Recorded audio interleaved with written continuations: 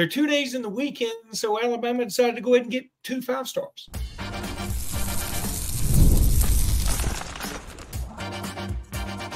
You are Locked On Bama, your daily podcast on the Alabama Crimson Tide. Part of the Locked On Podcast Network, your team every day.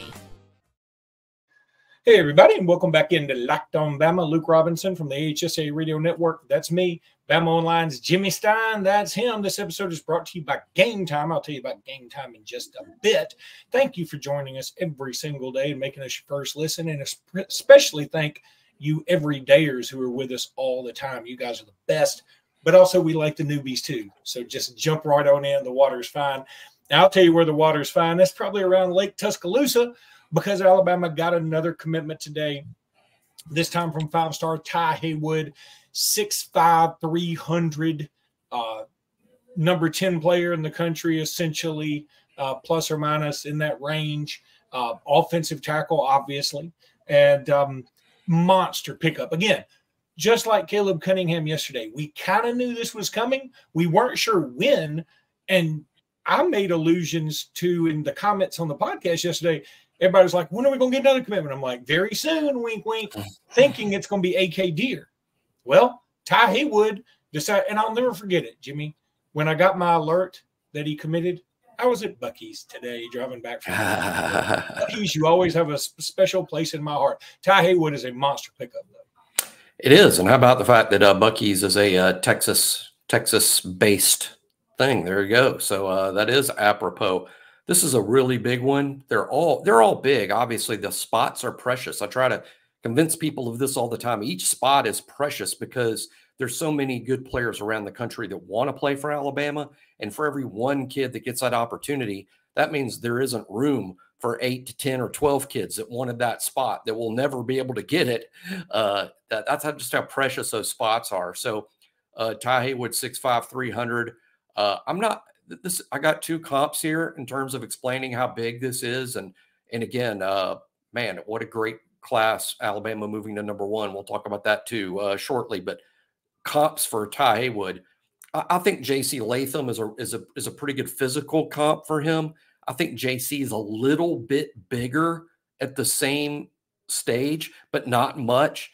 And JC could also play inside or out. If y'all remember, JC Latham actually played guard initially at Alabama in his freshman season. I don't think we'll see TyHaywood play any guard. I think he'll be a tackle throughout, and we'll see if he's what amounts to a freshman starter. JC Latham started 1 game as a junior, happened to be a playoff game against Cincinnati before becoming a full-time starter as a sophomore. The other guy I'm going to comp TyHaywood to was an immediate freshman starter, and that's Jonah Williams. And this is why, man, I've told y'all before, my comps start with size and speed and then sort of athletic, skill set package. Jonah Williams, coming out of high school, coming out of Folsom, was listed at 6'5", 300 exactly. TyHaywood is 6'5", 297 exactly. In the On3 industry ranking, TyHaywood is the 11th best prospect in the country. Jonah Williams was 12th. So, I mean, you're talking about identically sized, identically ranked tackle prospects. So I think they're just remarkably similar. And then when you watch the TyHaywood tape and think about Jonah Williams, you're seeing a kind of a similar guy. Now, let's remember Jonah Williams, an immediate starter, immediate all-star player, 3-and-done first-round pick, in the NFL draft of the Bengals. He's still in the NFL doing well, starter for the Arizona Cardinals. So I think TyHaywood could have a J.C. Latham, Jonah Williams type career. So Alabama fans kind of know what to expect now. That's how high the bar is for him based on his tape. Super high bar, like you said, super high ceiling.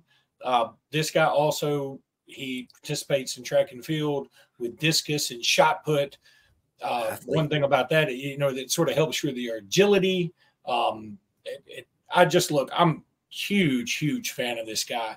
If I'm not mistaken, he's now essentially, I don't know about essentially, I think just about universally Alabama's top-rated prospect. He is at least on the On3 composite.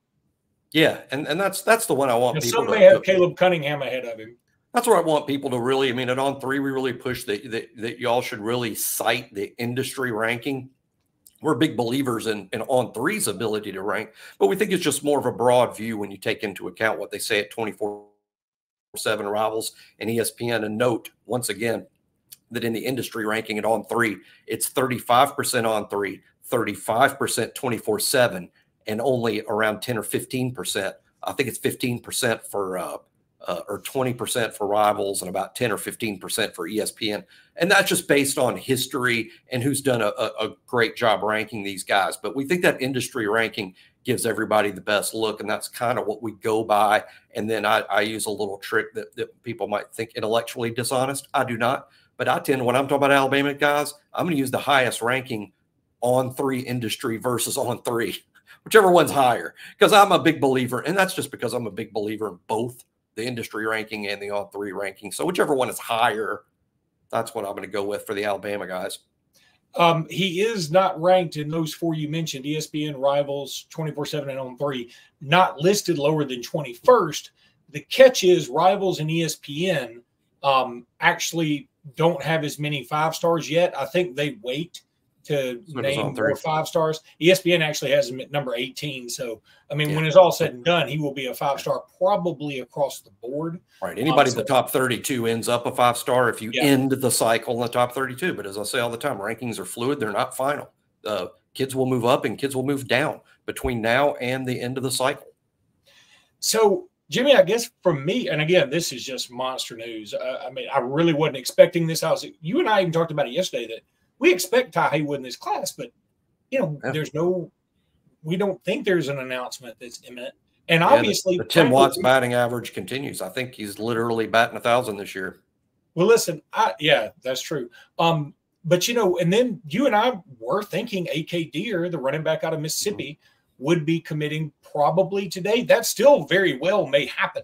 And I'm reading into Aaron Hodges' tweets, maybe too much now. Aaron Hodges was definitely doing the AK Deer bat signal last night, tweeting about cooking up deer for dinner. Well, it's cooking elk. He said it was elk. That's a deer. I know, but he couldn't be too obvious. He couldn't be too obvious. Yeah, he's got to be more and more in code. It's just so funny to me. That's just the quintessential difference between the Saban staff and the DeBoer staff. The Saban staff, they'd probably be too scared to do something like that. And Aaron Hodges is out here practically pushing the boundaries of what can be said about players that the school is recruiting and talking in code. The fans love it, and DeBoer obviously hasn't stopped it. He knows what's going on because DeBoer's on Twitter himself. Yeah, and I'll tell you something, though. Okay, so we thought AK Deere would commit today, and by the time this is posted, he might. But then when all that happened yesterday nationally happened, I was thinking, oh, I don't know if anybody will commit because, it's sort of like you obviously don't have the spotlight. And so that's why, it was even more shocking to me that TyHaywood, it would have shocked me anyway, but it was more shocking to me after all the news that's gone on. So I just – what a tremendous, pleasant surprise. The news cycle is a thing, by the way. People don't know the news cycle is a thing. The kids do pay attention to that. They know what's going on. They would like the spotlight for a few minutes. And when there's a massive national emergency type story that there was on Saturday night, that probably put the kibosh on any kids around the country that wanted to commit last night. They do pay attention to the news cycle, people around them, and they would like their for lack of a better term, their 15 minutes. Yeah, no doubt about it. Well, here's what I'm hoping. I'm hoping we get 3 years of TyHaywood, and then he's off to the pros. That's what I'm looking forward to. Well, you know what, Jimmy? Recruiting has been just absolutely on fire, but it's also time to dive right back into your countdown, and we're going to discuss a tight end.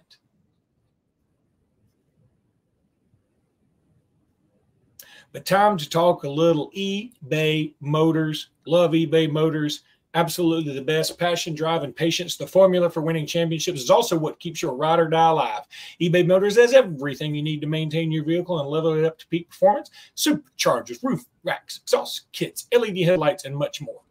Whether you're into speed, power, or style, eBay Motors has got you covered. With over 122 million parts for your number one ride or die, you'll always find exactly what you're looking for. And with eBay Guaranteed Fit, your part is guaranteed to fit your ride every time, and your money back. Because with eBay Motors, you're burning rubber. You're not burning cash. With all the parts you need at the prices you want, it's easy to make your car the MVP and bring home that huge win. Keep your ride or die alive at eBay Motors.com. Eligible items only. Exclusions do apply. An eBay guaranteed fit only. Available to, of course, U.S. customers.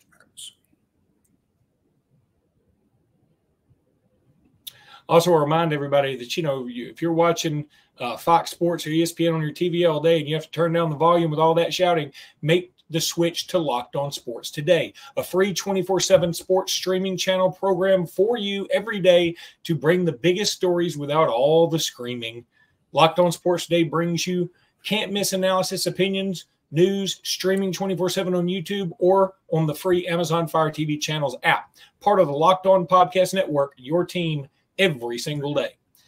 And also, I would encourage people, by the way, about TyHaywood. One thing that I love to do when Alabama gets a commitment from a guy that's been looking at various other schools like Oklahoma, like Florida State, go check out something like Locked On Sooners. Those guys do a fantastic job. Or go, if you want to enjoy some tears right now, check out my boy Zach Blackerby at Locked On Auburn. And that's kind of fun right now, even though Auburn's recruiting really well. But it is fun to – that for months now we've heard nothing about Husky Harsin, and he's turned more into Seattle Saban. And if he keeps recruiting like this, Saban's going to be Demopolis DeBoer if this gets any more this way. But let's go to number 19. I saw Nick Saban yesterday. Where? Yeah, great story. Just running errands in Tuscaloosa, and we were driving back by Calvary Baptist Church. And what happened was we noticed spilling out of the church. Jeff Allen, everyone's favorite trainer in the world, his daughter, who is a recent graduate of Alabama and a Crimsonette, she got married in Calvary Baptist Church yesterday. And so that's spilling out. And while the wife and I took a turn by the church, there's Nick Saban and Miss Terry walking out of Calvary Baptist. Really cool to see, like, whoa, there's the ESPN icon winner right there with Miss Terry. And obviously great of them to, with their busy schedule, to come to Tuscaloosa and go to Jeff Allen's daughter's wedding. All right, so number 19 on your countdown is C.J. Dippre. I mean, you can't help but just go like, what's that intro for Jermaine Dupri? I don't know if he's still a rapper. I think he was. Jermaine Dupri. He's C.J. Dupre. I don't remember that. Okay. I don't remember that. And here I was. I might not remember it. I referenced Ice Spice and NBA YoungBoy this week on the BOL board. You would think I would know what you're talking about. I have no idea what you're talking about on either of those two things. So I think together we are terrible. Anyway, C.J. Dippre, look, when he came over from Maryland, he had a year in 2022 where he had 30 catches for about 320 yards plus or minus and 3 touchdowns. Last year, didn't set the world on fire. 11 catches, 187 yards, no touchdowns. But here's a kicker. He did average 17 yards reception. Now, there was a long of 45, which sort of skews things. But you have him up here quite high. And I want to tell you something, Jimmy. Here's my hope. One of the other tight ends, the Washington transfer or somebody, takes a bigger role, because I'm just not sure I would have him this high if this were my countdown. I do think Josh Cuevas, the Washington transfer tight end, I think he'll catch the most balls in that group. I think he'll be the leading pass receiver, but I also don't think he will play quite as many snaps. I think C.J. Dippre will be the starting tight end, and he will play the most snaps. But I do agree or do believe that you'll see a lot of Robbie Oost as a blocker up front along with CJ. And then you're going to see a lot of Josh Cuevas as a pass receiving tight end, sort of playing that Amari Niblack role from a year ago. But even when you think about that, Amari Niblack led the team last year, led the tight end room in targets and catches, he still didn't play the number of snaps that C.J. Dippre played. Also think C.J.'s a little underrated for the same reason I think a lot of the fans at Alabama 2 cycles ago or 2 years ago, I call them cycles because recruiting, 2 years ago, we sort of didn't think much of Cam Latu, I think, as a fan base. And I think when I was telling people, hey, the NFL likes this guy and he's going to be drafted higher than people think, because a lot of Alabama fans didn't think he'd be drafted at all. Ended up, I think, 4th round, 5th round? I mean, it wasn't even like he went at the very end. I mean, he was a mid-round pick. I think C.J. Dippre is similar to Latu in that way. Now, they're a little bit different in that I think C.J. Dippre is a better blocker than Latu, not by much, but a little bit. And Latu's a better receiver than Dippre, not by a lot, but a little bit. I think Dupre's a better receiver than we know because he's just never been the number one receiver for the tight end group. It was Nye Black here. It was a dude at Maryland. When he was up there, he's always been kind of the number 2 pass receiver guy. But Dupre's a good combination of good blocker, adequate receiver. And as crazy as that sounds, Luke, it's hard to find that around the country, a guy that's good enough at both to play pro football. Now, I don't think CJ is going to be drafted where Latu was. I think it might be a little bit lower, but I expect CJ Dippre to be in the NFL and to be a pro tight end. And I think a team's best players, and the reason your team wins games in this league at this level is because of the number of pro-ready seniors and juniors you have. How many senior and junior pro-ready players do you have? That's why you win games, and CJ Dippre fits that profile. He's a pro-ready SEC football player. Okay, I hope you're right. And maybe, again, some of these guys, when you're counting over, what we're going to have to remind people is, and where some of them are receivers, they end up being as good because some of them are going to get catches taken away somewhere. You're right. Just guessing. Cuevas is going to catch more balls. And people may be into it. People will say, well, if Cuevas is going to catch 30 balls and Dupre's going to catch 18, why do you have Dippre here? Well, because he's going to play more snaps and he's going to block more. When we got to get that edge blocked, Cuevas probably isn't going to be out there. Dippre and also this list is fluid, just like recruiting is fluid. So, and recruiting rankings are fluid. So, after game 3, if you were to redo this list very quickly, it would change a lot. Oh, it might, because these kids change year to year. A lot of them get better. Some of them regress. Some of them get hurt. I mean, the kid we're going to talk about next, great example of 2 years ago, if you had to project where this kid would be on the 2024 year list, you'd go, oh, top 10 easy. Now, I think there's some question that might have him ranked too high. Why? Got hurt last year. Yeah, and in fact, that's a great segue to this because Jaheim Oatis is one of those, whereas part of me is like, you got CJ Dippre ranked too high. Part of me is like, you got Jaheim Oatis too low. And frankly, I'm not very confident in either one of those things that I just did.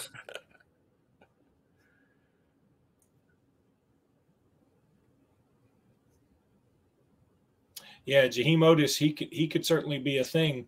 And, that reminds me, you ought to go check out Locked On SEC because I'm sure they'll be talking about Jaheim Oatis and some of the other big Chris Gordy still does that show, right? Isn't that Chris Gordy? Chris Gordy does a fantastic job. He's good. You guys should listen to that. Gordy's good. I mean, because he covers the whole league.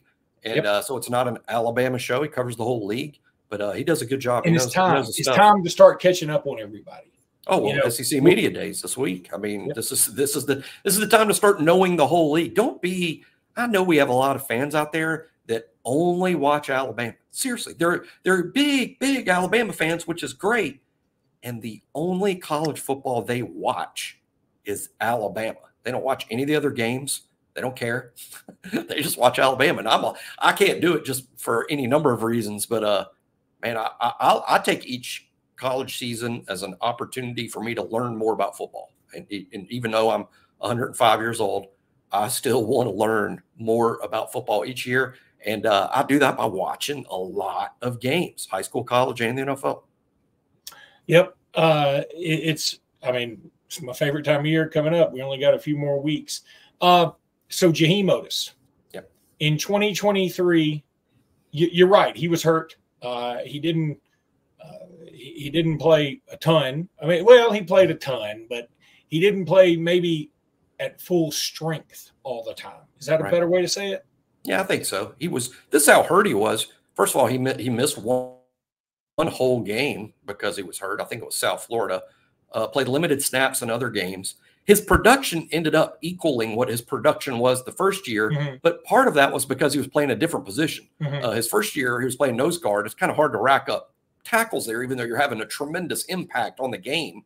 Last year, he played more what Alabama called under Saban defensive end, even though really it's defensive tackle type spot. But he's just playing a position where he was freed up to make more plays. I think he had 28 tackles as a freshman, 29 tackles last year, about the same number of tackles for loss and sacks. But Oatis was hurt and playing hurt and was so hurt, in fact, that as soon as the season's over, he's got surgery, misses the entire spring. Why did he miss the entire? That wasn't a new injury. That's recovering from what happened last fall. That's how hurt he was. So no one should, if anyone out there thinks Jaheim Oatis regressed, no, he was just playing hurt.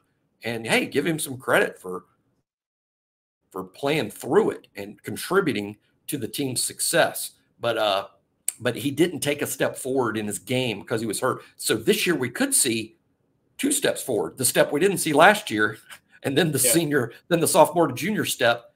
Plus it's a new system. Plus it's a 1 gap system. He's no longer having to occupy 2 gaps. He's attacking 1 gap. And that in and of itself is going to lead to more playmaking from that defensive front. And I think we're going to be reminded of how high we were as fans on Jaheim Oatis' freshman year this season. You know, you're right about production. He only had 26 tackles, only a half a sack. He did miss the entire South Florida game, but and maybe he would have done, added 2 more tackles. I mean, I'm looking at his stats right now. His high for the year, he had 4 tackles, or 4 total tackles against Texas and 4 total tackles against Texas A&M. And then he only had 3 tackles against MTSU and Tennessee, and everything else was 1, 2, 1, 2. I mean, how about the fact that his season high was Texas, and the week later he doesn't even play against South Florida? That indicates to me he's on his way to a pretty good productive year, obviously getting hurt either against Texas or that week before South Florida. That's what it looks like to me, obviously. I think he's in for an interesting year. He's only a junior. And if it's going to be funny, I want him to have a great year. I mean, just like I said with TyHaywood, I hope we have him for 3 years because I hope he kicks butt and goes to the NFL. Same thing with Jaheim Oatis. I just hope in a way that he's not so awesome that he leaves us.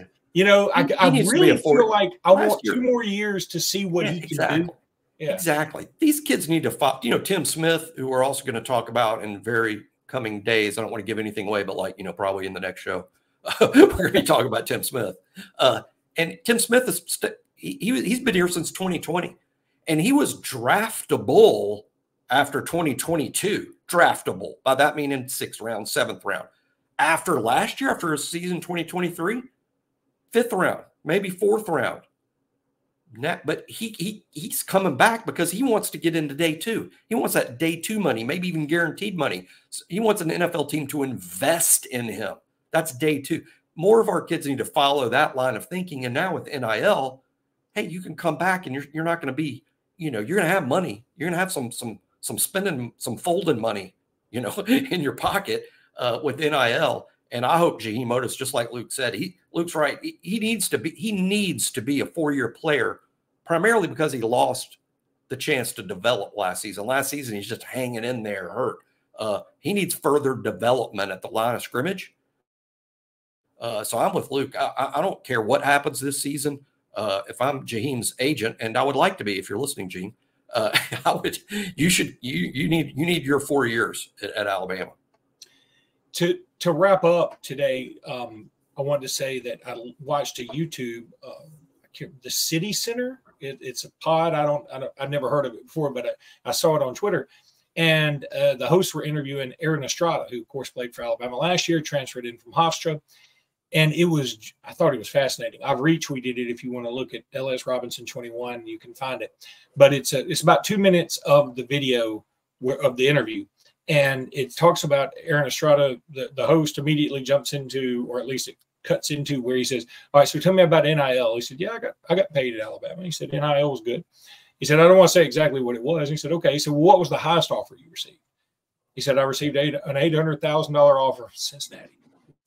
And he was like, wow. And he said, that was definitely more than Alabama. It's a good bit more than Alabama.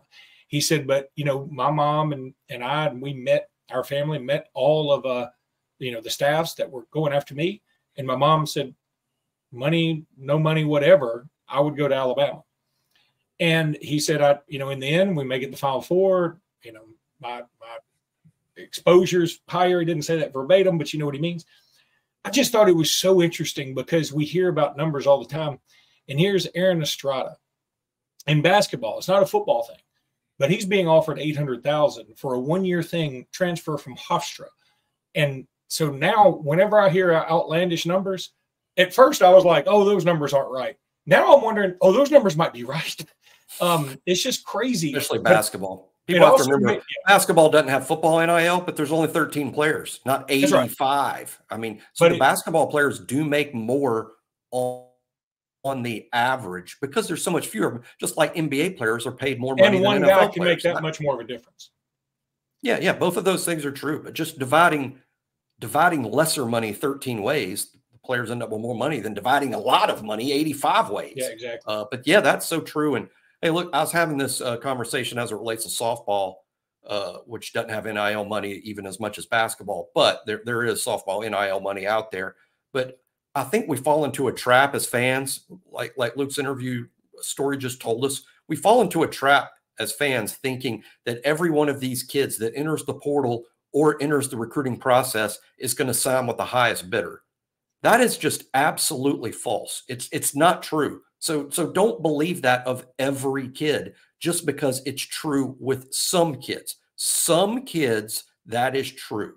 Most kids, it is not. Most kids, it's a factor. It's a factor. It's a big factor. It's a strong factor. And I would look at it almost like a minimum thing. Like, you better offer the minimum to get consideration from the top kids, but you don't have to be the most. For some, you might, and that's okay. But for a lot of kids, they're smart enough to play the long game here, which is, hey, no matter how much NIL money there is in college, there's more in the pros. I'm going to go to a place that's going to get me ready for purely professional sports at the highest level, regardless of the NIL. But there still needs to be that minimum amount. No one's coming to Alabama and playing for free. Those days are over. You come to Alabama, they're expecting to be treated fairly, or what I would call market value. All right, that's going to do it for today's podcast. Again, another big pickup for the Tide. We hopefully will be talking about another big pickup here very shortly, but until then, roll Tide, everybody. Roll Tide.